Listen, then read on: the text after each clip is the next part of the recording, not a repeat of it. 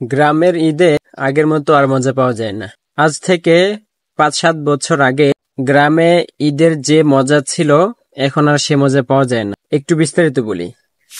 আজ থেকে ৫-৭ বছর আগে কিংবা ১০ থেকে ১৫ বছর আগে গ্রামে ঈদের মজাটাই অন্যরকম ছিল। তখন হয়তো অ্যান্ড্রয়েড ফোন এতটা অ্যাভেলেবল ছিল না, যে কারণে শহর থেকে আসা লোকজন সহ এবং গ্রামের ছেলেপেলেরা মিলে ঈদের মধ্যে বিভিন্ন খেলাধুলার আয়োজন করা হতো, বিভিন্ন বিনোদনের আয়োজন করা হতো।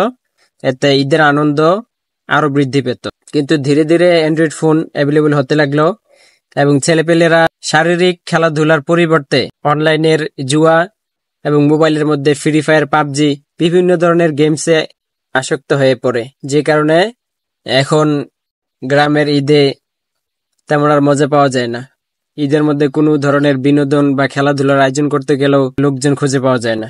তবে বিশেষ করে কুরবানির ঈদে এই ধরনের আয়োজনের ক্ষেত্রে লোকজন খুঁজে পাওয়া না গেলেও ঈদের ১ থেকে ২ দিন পরে আপনি যেদিকে বের হবেন সেখানে বিভিন্ন ধরনের দুর্গন্ধ আপনি পাবেন। লাখ টাকা খরচ করে কুরবানি করে, কিন্তু কুরবানির পশুর রক্ত, বর্জ্য এগুলো বিভিন্ন জায়গায় ফেলে রাখে।